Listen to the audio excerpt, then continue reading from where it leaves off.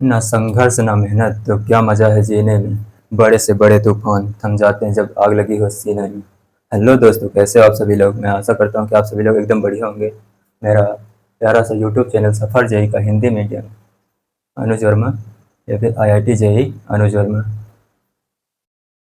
हमारी subject physics है। ये क्लास 11th जेई नीट के लिए इम्पोर्टेंट है। जो आज का टॉपिक हमारा है वो परिवर्तित त्वरण, इसको इंग्लिश में वेरिएबल एक्सक्लेरेशन बोलते हैं। और दूसरा है जब प्रारंभिक चाल को n गुना कर दिया जाए तो इसका जो दूरी है वो n स्क्वायर गुना हो जाती है। और तीसरा है एक समान त्वरित पर आधारित सवाल, जो आज हम करने वाले हैं। चलिए हम परिवर्ती त्वरण के बारे में चर्चा करते हैं। उसके बाद आते हैं दूसरा और तीसरा नंबर पे। चलिए पहला शुरू करते हैं कि क्या होता है परिवर्ती त्वरण। हम पिछले लेक्चर में इसका डिस्कशन कर चुके हैं, इसको पढ़ चुके हैं। सिर्फ रिवाइज करा देता हूँ, सिर्फ क्वेश्चन करेंगे इसके। और हमने इसको पिछले लेक्चर में पढ़ लिया है। और जो आज का नया है वो सिर्फ दूसरा नंबर, और ये भी कुछ कुछ पढ़ लिया है, तीसरा नंबर भी। चलिए शुरू करते हैं।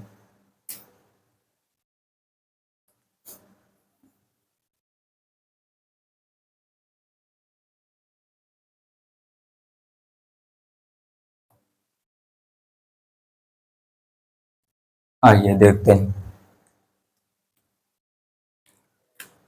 परिवर्ती त्वरण।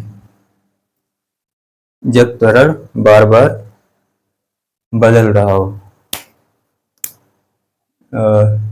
जिसका प्रत्येक सेकंड की जो वेग है वो हर समय बदल रहा है, इसका वेग हर समय बदल रहा हो, वो होता है परिवर्ती त्वरण। जैसे इसमें कौन सा फार्मूला यूज करते हैं।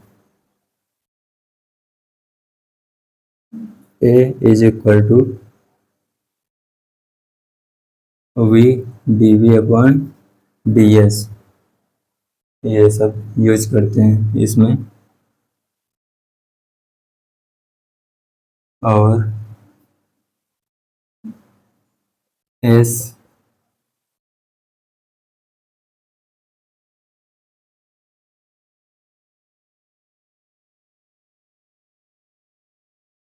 D S upon D T, यही यूज करते हैं। इन्हें सब निकाल लेते हैं।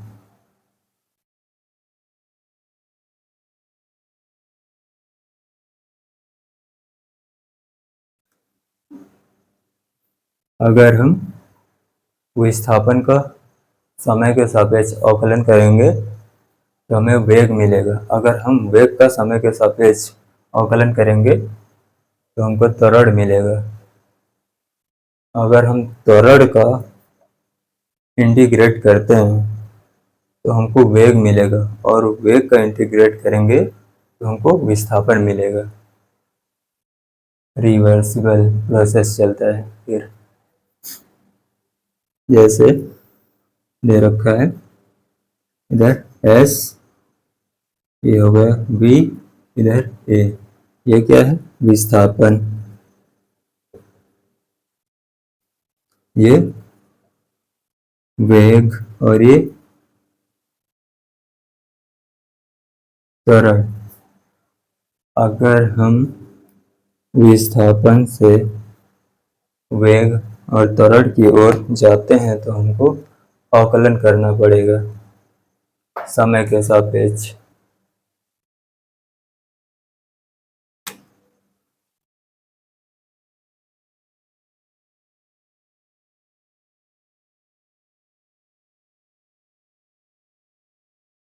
अगर हम इधर से इधर जाते हैं, एस से ए की तरफ जाते हैं, तो अवकलन करना पड़ेगा। वही हम ए से एस की ओर जाएंगे तो हमको समाकलन करना पड़ेगा। अवकलन के बारे में तो हमने पिछले लेक्चर में पढ़ लिया, आज हम पढ़ेंगे समाकलन के बारे में। त्वरण से निकालेंगे वेग, वेग से निकालेंगे विस्थापन, यही सब। और हमने पिछले लेक्चर में विस्थापन से वेग, वेग से त्वरण निकालना जान लिया है। आइए चलते हैं।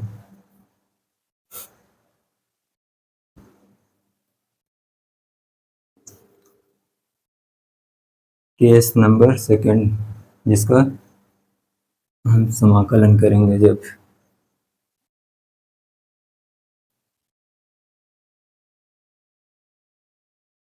आइए क्वेश्चन करते हैं अब।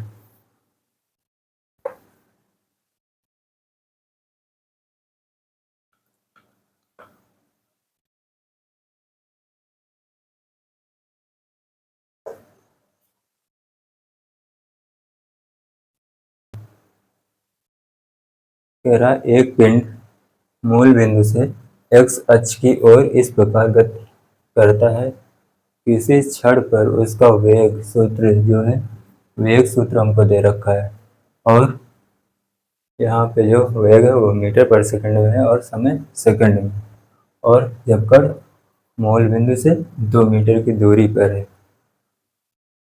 हमें दूरी के बारे में जानकारी दे रखी है और वेग सूत्र दे रखा है।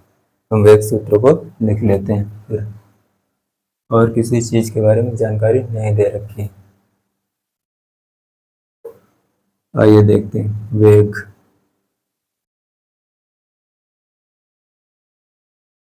वेग दे रखा हमको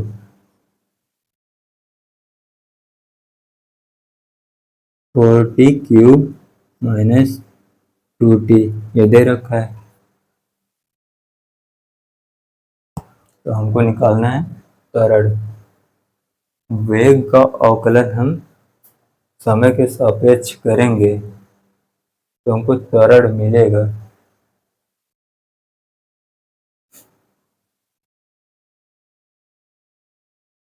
अगर हम dv अपॉन dt करते हैं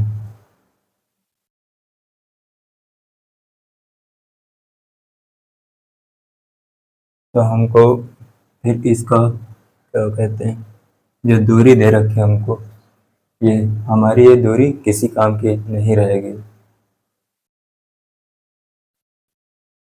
उसके लिए हम वेग का फार्मूला अप्लाई करेंगे।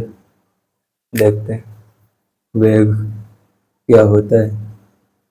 विस्थापन में परिवर्तन की दर समय के सापेक्ष होता है, तो इसको हम ds अपॉन dt कर सकते हैं। 40 क्यूब माइनस 2t ये कर सकते हैं। अब हम इसको इधर भेज देते हैं तो ds हमारे पास बचेगा। ds 4t cube minus 2t dt ये हुआ। हम दोनों स्क्वायरिंग बोथ साइड्स, हम दोनों साइड अगर इसका समाकलन कर देते हैं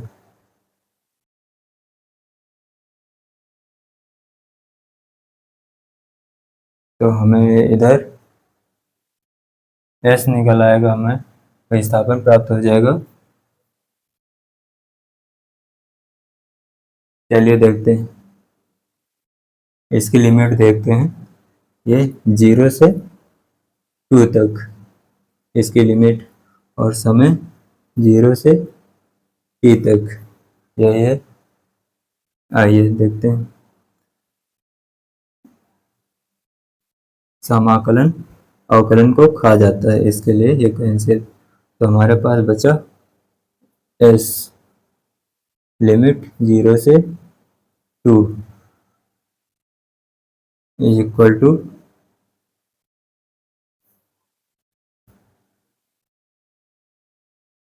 0 से t, ये होगा 4t cube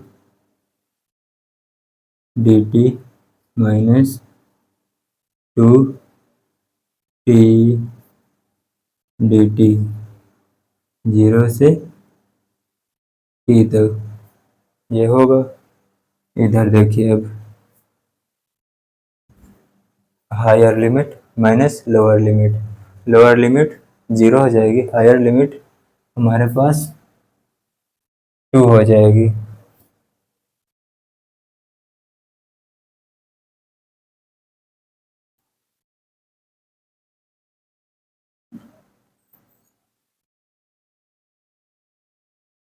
higher limit 2 is equal to ये हो जाएगा 4।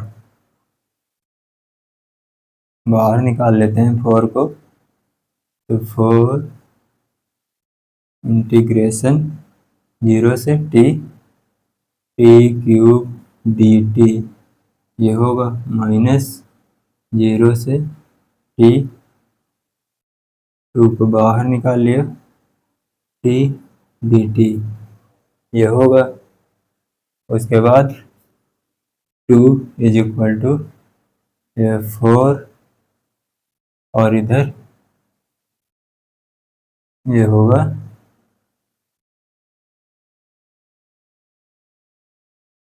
0 से टी और ये होगा टी की पावर 4/4 ये होगा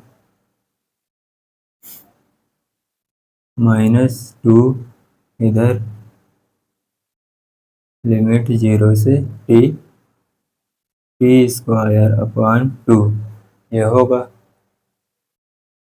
ये 4 से 4 कैंसिल, 2 से 2 कैंसिल, इधर बचेगा 2 is equal to higher limit lower limit 0 हो जाएगी। इसमें भी लोअर लिमिट 0 हो जाएगी, सिर्फ हायर लिमिट बचेगी। उसके लिए हम t² और माइनस t² ये होगा। अब हम क्या करें, हम t² को कुछ मान लेते हैं, इधर मान लेते हैं t² को x मान लिया हमने,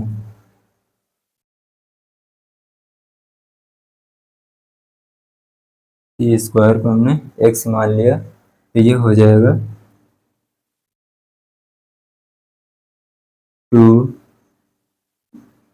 2x² माइनस x ये होगा।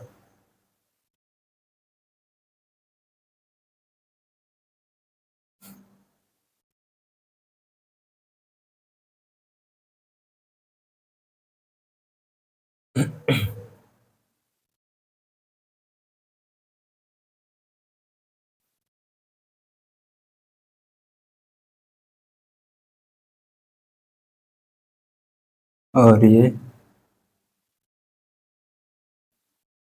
t जो होगा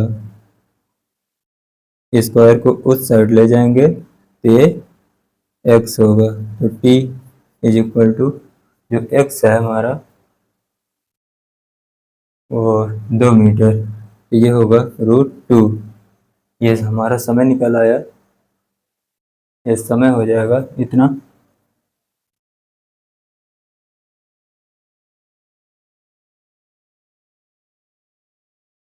और हम वेव का समय के सापेक्ष अवकलन कर देते हैं, तो हमें सरल मिल जाएगा। देखिए इधर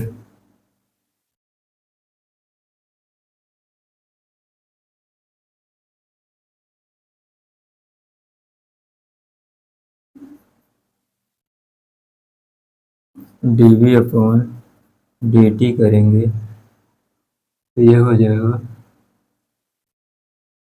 4t³ - 2t a is equal to, जब समय के सापेक्ष अवकलन करेंगे तो ये हो जाएगा 4 × 3t²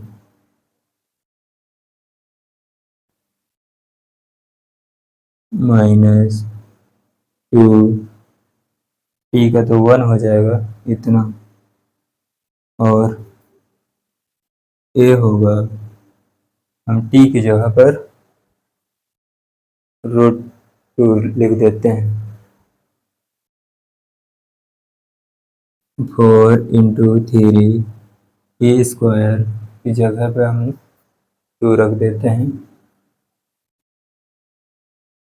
अगर हम दोनों का स्क्वायर करेंगे, इसका स्क्वायर करेंगे, इसका स्क्वायर करेंगे, तो ये स्क्वायर को खा जाएगा रूट। ये स्क्वायर का वैल्यू जो होगी वो 2 होगी, तो हम 2 रख देते हैं -2। अब इसका गुणा कर लेते हैं, 4×3 = 12, 12×3 = 24, 24 - 2 ये आएगा 22 मीटर/सेकंड स्क्वायर। ये हमारा आंसर होगा, नोट कर लीजिए। इसके बाद हम अगला सवाल करते हैं, जो इसी पर बेस्ड होगा।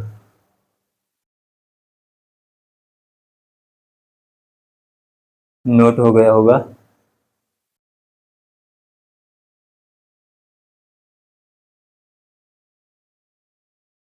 चलिए अगला सवाल देखते हैं।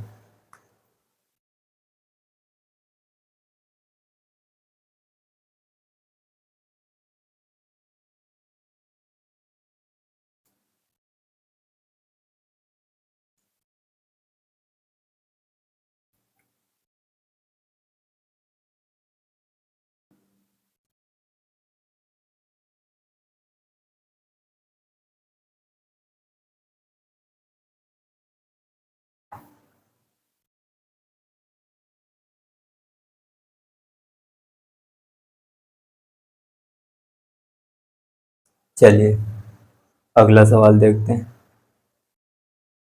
चलिए वीडियो को पॉज करें और सॉल्व करें, उसके बाद मैं करता हूँ।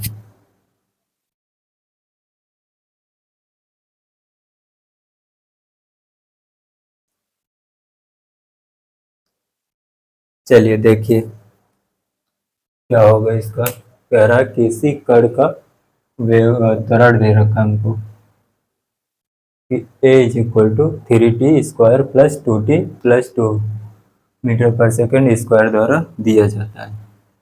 यहाँ पर जो t है वो समय है, समय 0 से 0 पर इसका जो वेग है 2 है, 2 से प्रारंभ करता है चलना, तब समय 2 सेकंड पश्चात कण का वेग निकालना है हमको। हमें वेग निकालना है, तो वेग के लिए इधर s होता है, इधर v होता है, इधर a होता है। इधर हम जाते हैं तो हमें क्या करना पड़ता है, अवकलन करना पड़ता है। हमें त्वरण से वेग निकालना है, इधर आना है, मतलब समाकलन करना पड़ेगा। त्वरण का हम समाकलन करेंगे तो वेग मिल जाएगा हमको। पहले हम त्वरण को लिख लेते हैं। ए दे रखा है 3t² + 2t + 2, ये दे रखा है। अब त्वरण क्या होता है, ये होता है dv/dt, ये होता है 3t² + 2t + 2, ये दे रखा है। और dt को हम इधर भेज देते हैं तो हमें dv मिल जाएगा। dv 3t² + 2t + 2, ये हो जाएगा। हम दोनों तरफ का, और इधर हमने dt भेजा है, तो हम दोनों तरफ का समाकलन कर देते हैं।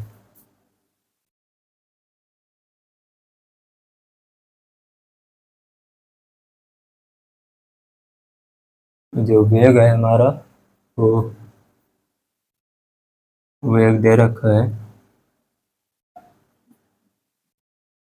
समय 0 पर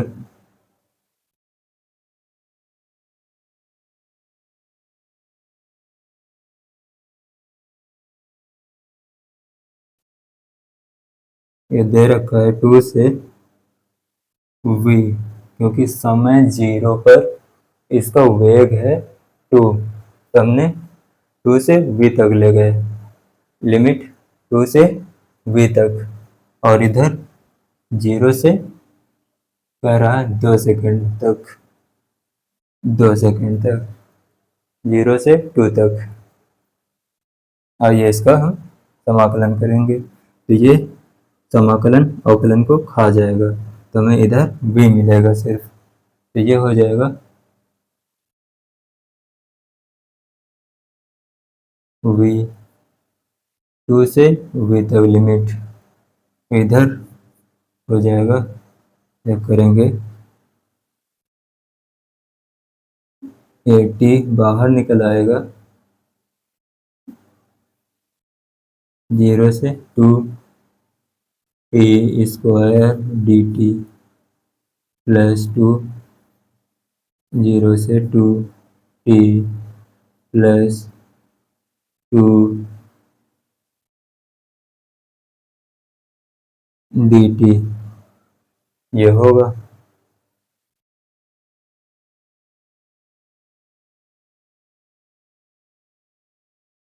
ये यही होगा। अब इधर देख लीजिए क्या होगा, इसमें लिमिट रखेंगे तो v minus 2 is equal to 3, ये होगा 3 इंटू लिमिट 80 क्यूब अपॉन 3, 0 से 2 plus 2 into T square upon 2, limit 0 से 2, और इधर ये इसको खा जाएगा, अवकलन समाकलन को खा जाएगा, 0 से 2, इधर बचेगा सिर्फ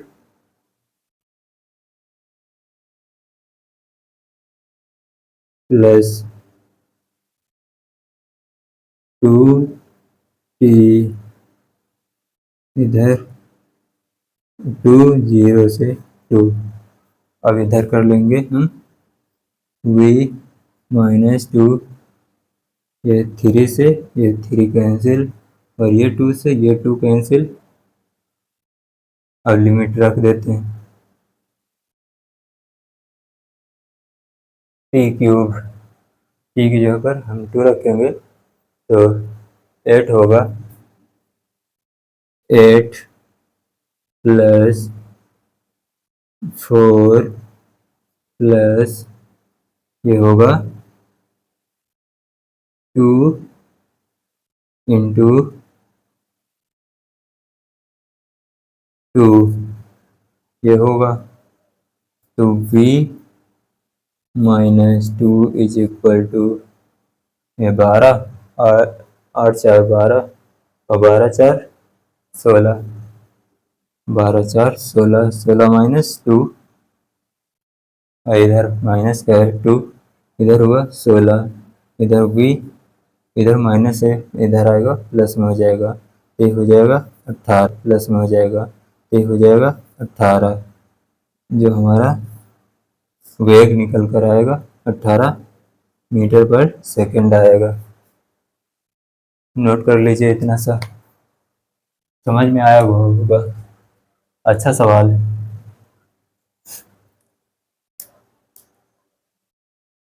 ऐसे सवाल जे मेंस और नीट में पूछे जाते हैं,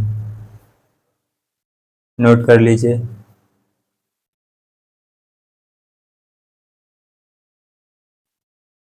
नोट हो गया होगा। आइए अगला सवाल करते हैं।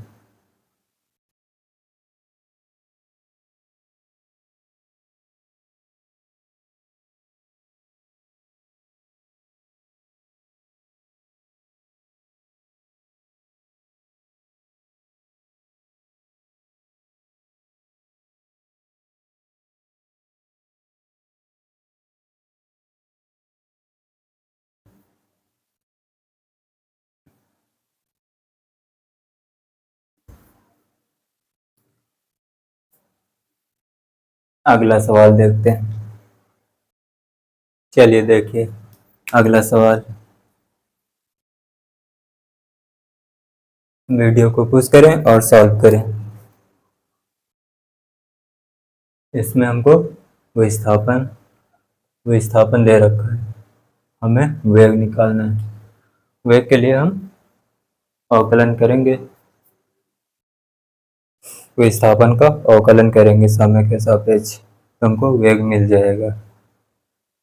आइए देखते हैं कैसे मिलेगा। कह रहा है जबकि त्वरण शून्य है, मतलब कह रहा है त्वरण के लिए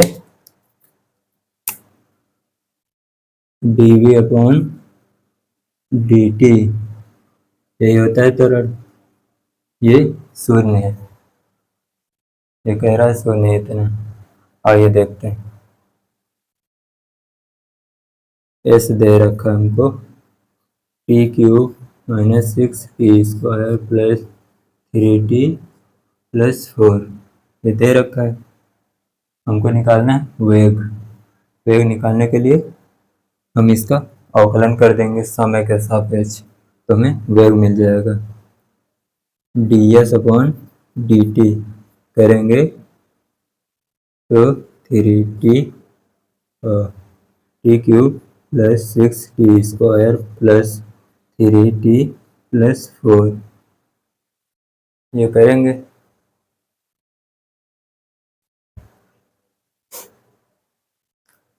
क्योंकि हम एस से वी ए इधर जा रहे हैं तो अवकलन करना पड़ेगा, अवकलन करना पड़ेगा। जब हम करेंगे तो ये हो जाएगा हमारे पास v हो जाएगा और ये हो जाएगा 3t² plus 6 into 2t plus 3 ये होगा।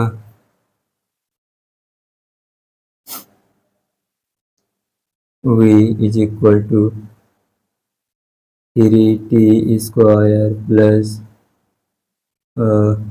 12t प्लस 3 ये होगा। वेग तो इतना होगा। अब हमको निकालना है, हमें t पता चल जाए। अगर हमको t पता चल जाए तो हमको v मिल जाएगा, और t दे नहीं रखा है। और t के लिए हम और ये कंडीशन दे रखी है, कह रहा है जबकि त्वरण शून्य है, ये कंडीशन दे रखी है। तो इसके लिए हम dv अपॉन dt को शून्य कर देंगे।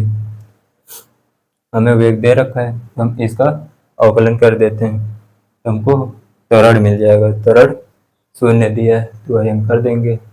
इधर देखते हैं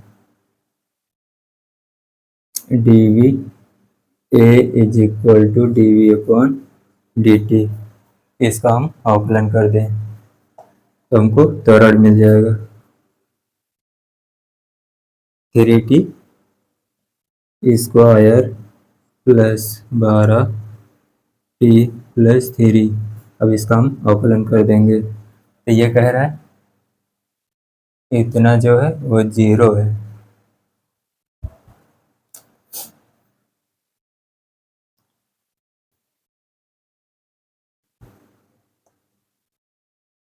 ये इतना होता है तो ये कह रहा है कि इतना ये dv अपॉन dt ये शून्य है, तो हम इसको शून्य के बराबर रख देते हैं।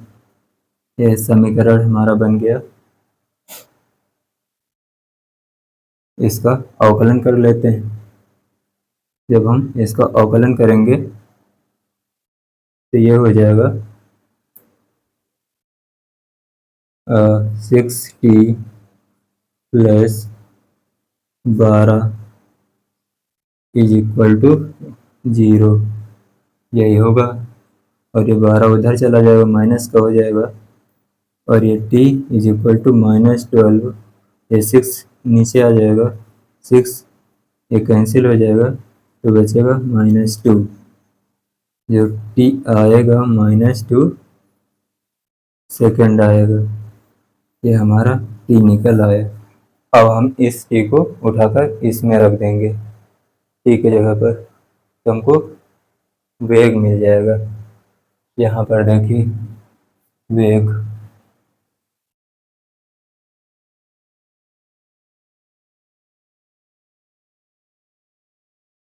थ्री टी स्क्वायर, हम टी की जगह पर -2 रख देते हैं। -2 स्क्वायर प्लस 12 -2 प्लस 3, ये हो तो वेग होगा, ये तो 4 हो जाएगा। 4×3 = 12 प्लस तो होगा माइनस का 24 प्लस 3, ये होगा, इतना होगा।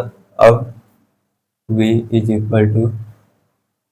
24 से 12 गया माइनस के 12 और 3, इनको 3 ऐड करेंगे तो ये हो जाएगा 9 -9 मीटर पर सेकेंड। ये हमारा डी ऑप्शन इज करेक्ट। ये डी ऑप्शन करेक्ट, नोट कर लीजिए।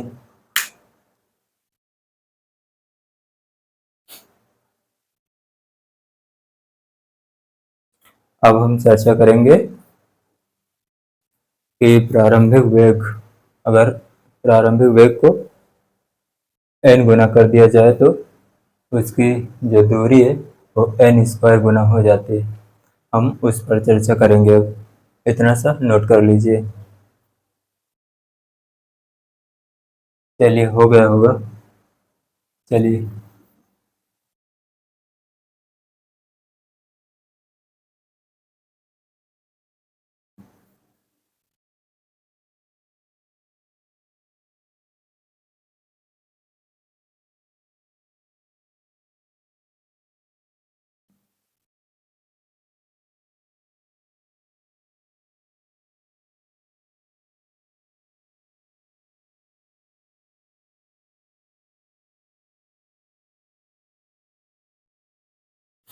चलिए देखिए ऐसे केसेस में क्या होता है।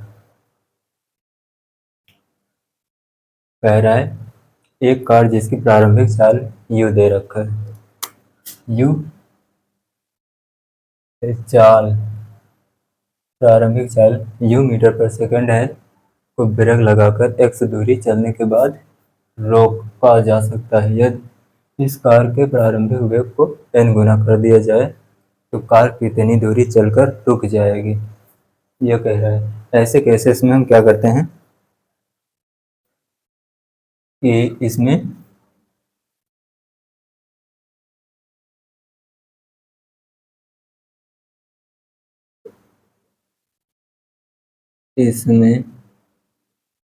एक जानकारी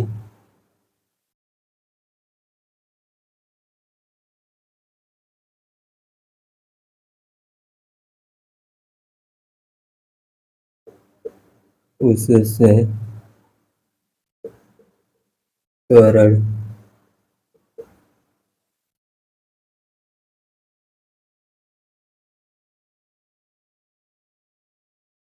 त्वरण निकाल कर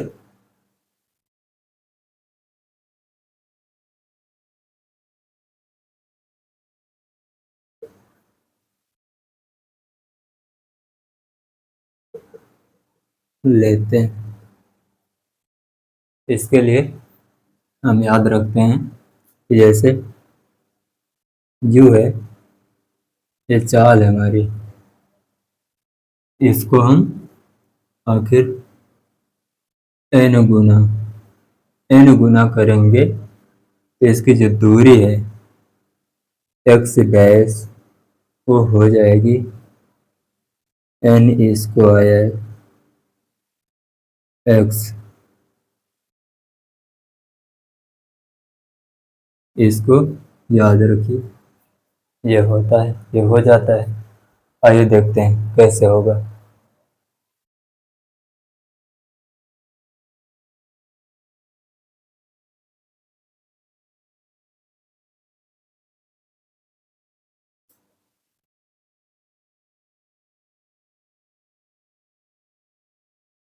ये हमारी कार है मान लीजिए, और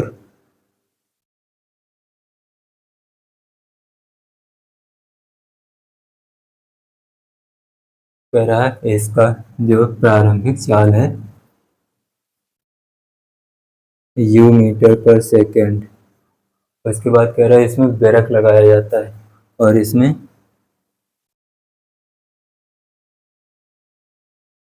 कह रहा है ब्रेक लगाया जाता है।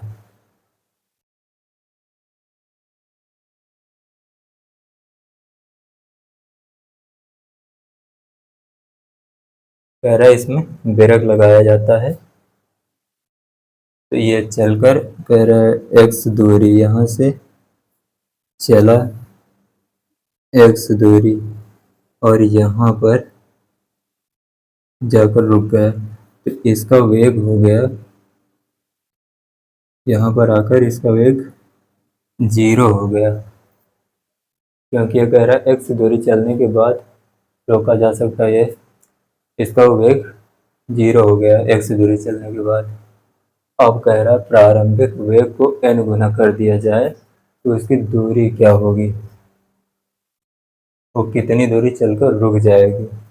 दूरी पूछ रहा है हमसे, कितनी दूरी चलकर, मतलब एक्स डैश हमसे पूछ रहा है। ये होता है एन स्क्वायर एक्स, यानी ये होता है। आइए देखते हैं। अब कह रहा है अब हम अगर त्वरण निकाल लेंगे तो उससे हमको पता चल जाएगा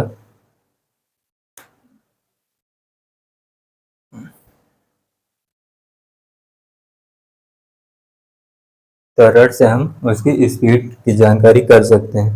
तो उसके लिए हम उसका तो देखेंगे कि त्वरण क्या है और कितनी दूरी चलकर रुक जाएगी। अगर त्वरण पता चल जाए तो ये पता चल जाएगा कि कार कितनी दूरी चलकर रुकेगी। आइए त्वरण निकालते हैं। हमको इसमें दे रखा है u दे रखा है, और x दे रखा है, v दे रखा है। ठीक है, इसमें बात नहीं की गई।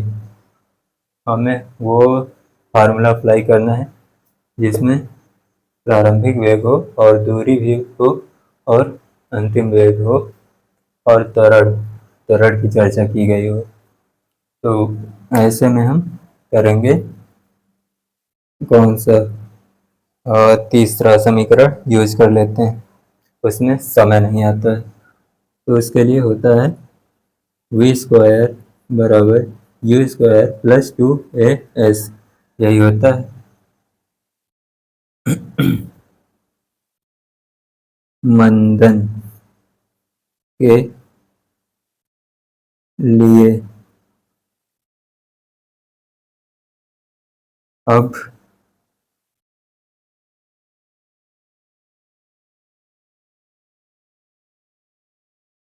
ये दिख रहा होगा आपको, अभी तो दिख रहा है। खैर, ये होगा, ये अंतिम वेग है, ये तो हमारे पास 0 हो गया, तो ये 0 बराबर यू स्क्वायर दे रखा है प्लस 2 a s। एस हमको दे रखा है एक्स, ए निकालना है।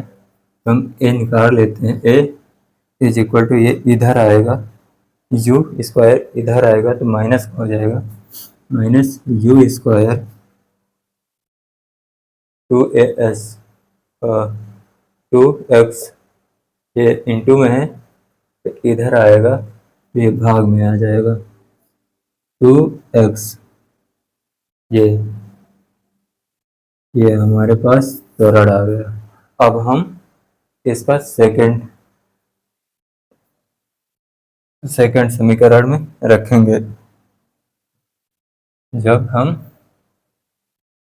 इसकी चाल को n गुना कर देंगे तब उसमें हम रखेंगे ये त्वरण रख देंगे तो हमको उसकी कितनी दूरी चलकर रुकेगी उसकी जानकारी मिल जाएगी। तो आइए देखते हैं। यहाँ थी हमारी कार, ये कार थी और यहाँ पहुंची।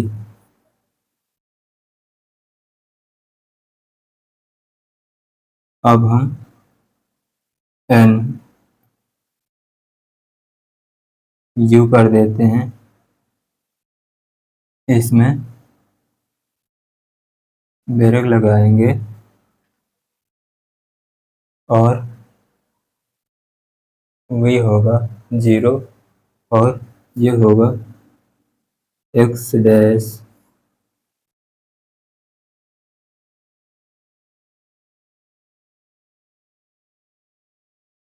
हमको एक्स डैश निकालना है, तो एक्स डैश निकालने के लिए वी स्क्वायर बराबर यू स्क्वायर प्लस 2as यही लगाएंगे। तो वी स्क्वायर हमारे पास 0 हो गया, ये हो जाएगा यू स्क्वायर मतलब एन यू का होल स्क्वायर प्लस 2 ए कितना ये दे रखा है minus you square upon 2x ये दे रखा है अपॉन एस का एक्स डैश ये होगा। आइए अब देखते हैं, ये होगा 0, ये होगा N square U square plus A 2 से ए 2 कैंसिल हो जाएगा तो बचेगा माइनस का हो जाएगा minus you square upon X ये हो जाएगा डैश एक्स डैश। हमको एक्स डैश निकालना है तो इसको हम इस साइड ले आते हैं, तो ये होगा माइनस का N square U square is equal to minus का U square X dash upon X ये होगा यू स्क्वायर से यू स्क्वायर हुआ कैंसिल और इधर एक्स है ये इधर चला आएगा माइनस से माइनस भी कैंसिल तो ये हो जाएगा X dash is equal to N square into X ये ऐसे। अब आपको पता चल गया होगा ना कि ये कहाँ से आया। देख लीजिए इसका डेरिवेशन कैसे आया। उसके बाद हम चलते हैं इसके सवाल पे, इसको नोट कर लीजिए।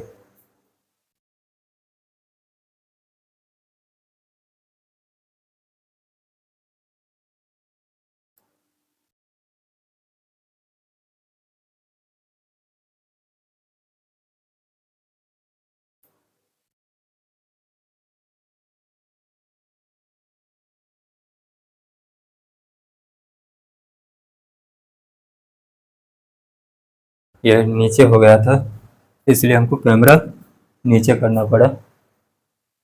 चलिए अब नोट कर लीजिए।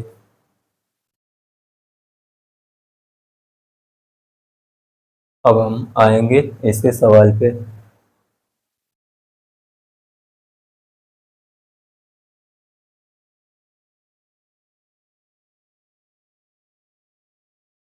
नोट कर लीजिए इतना सा। चलिए सवाल देखते हैं इसके। सवाल क्या है?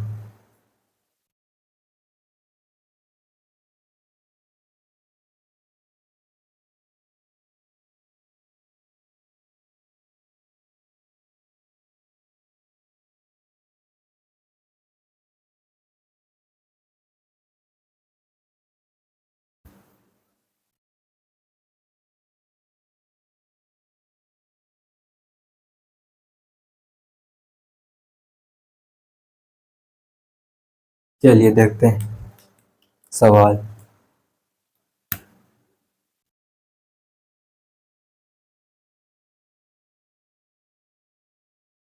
सवाल देखते हैं। जैसे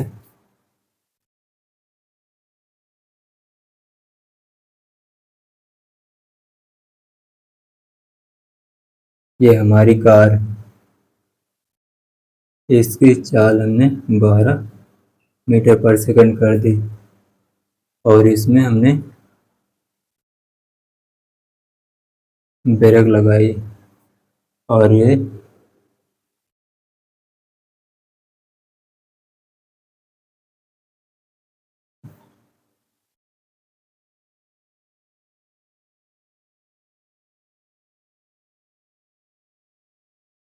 तीस मीटर चलकर रुक जाती है।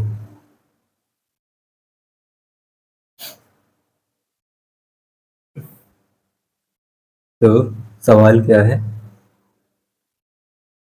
जब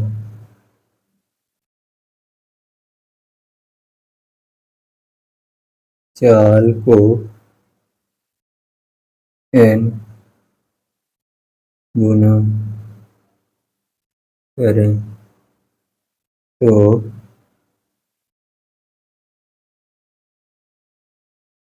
कार कितनी दूरी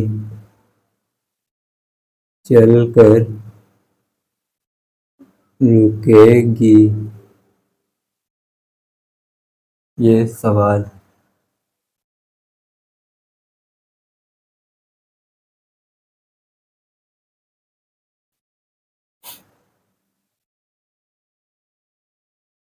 चलिए इसका हम पहले त्वरण निकाल लें।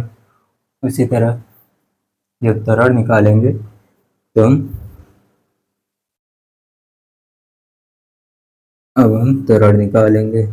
ये मान लेते हैं कार है और यहाँ पर चलकर ये रेस्ट में आ जाती है और इसको हम कर दें कितना, एन यू कर दें, मतलब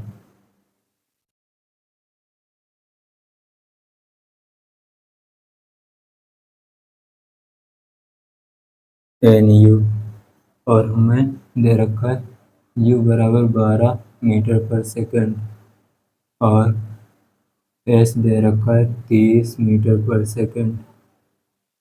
हमको निकालना है एस डैश, निकालना है।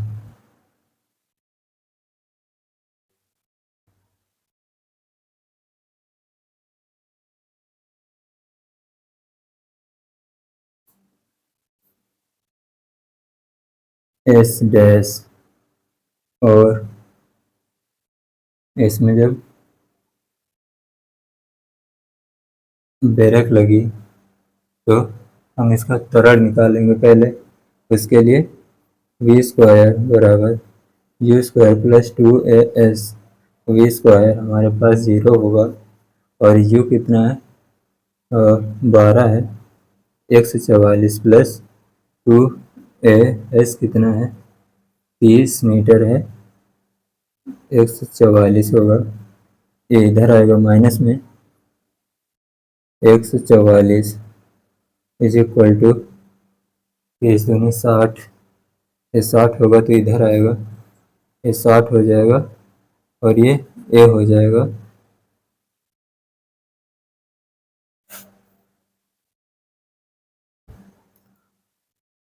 अब ए निकल आया हमारे पास। अब हम इसको एन गुना जब करते हैं तो वी स्क्वायर बराबर U square N U square plus 2 AS dash V square 0 is equal to N. N भी दे रखा होगा, एन को मान लेते हैं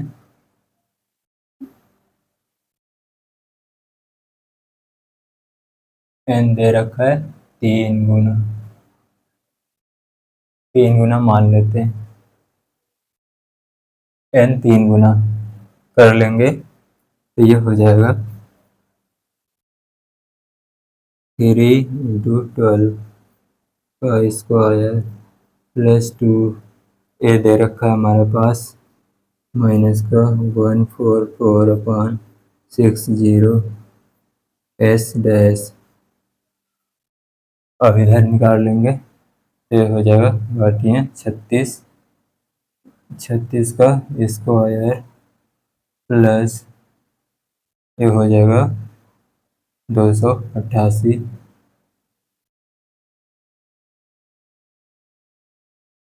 और भी माइनस का इधर आएगा 0.60 एस डैश। ये हो जाएगा इधर आएगा माइनस का तो 36 इधर माइनस ये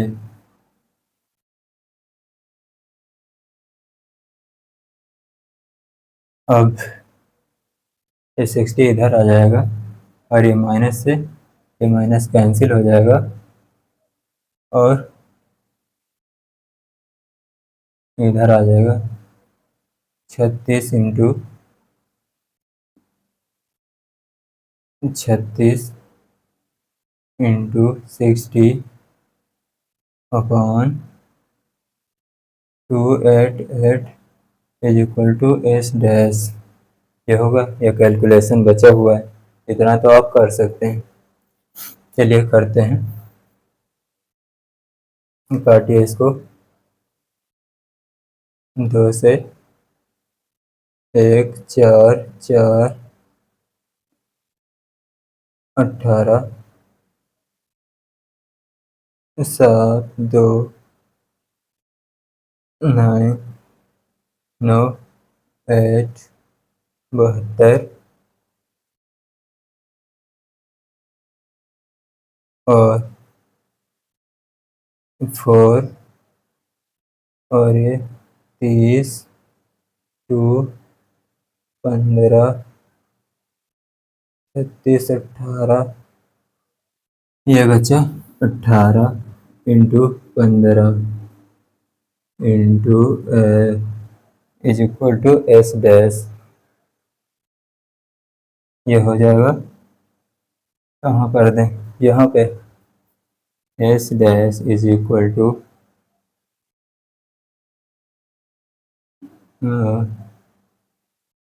12 30 27 270। ये हो जाएगा आंसर। यही होगा जो हमारा जो नई दूरी होगी, कितनी दूरी चलकर रुक जाएगी, वो दूरी ये होगी हमारे पास 270 मीटर। क्योंकि अगर हम उसकी स्पीड को बढ़ाएंगे तो जो दूरी होगी वो भी बढ़ेगी, उतनी दूरी ये चलकर रुकेगी कार। चलिए नोट कर लीजिए।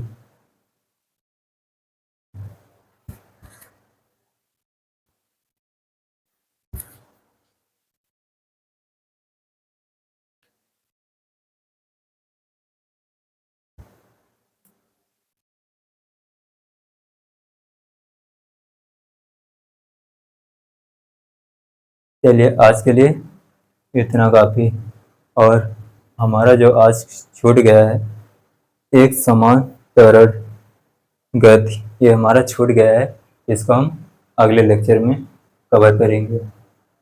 चलिए आज के लिए इतना काफ़ी। धन्यवाद। Take care.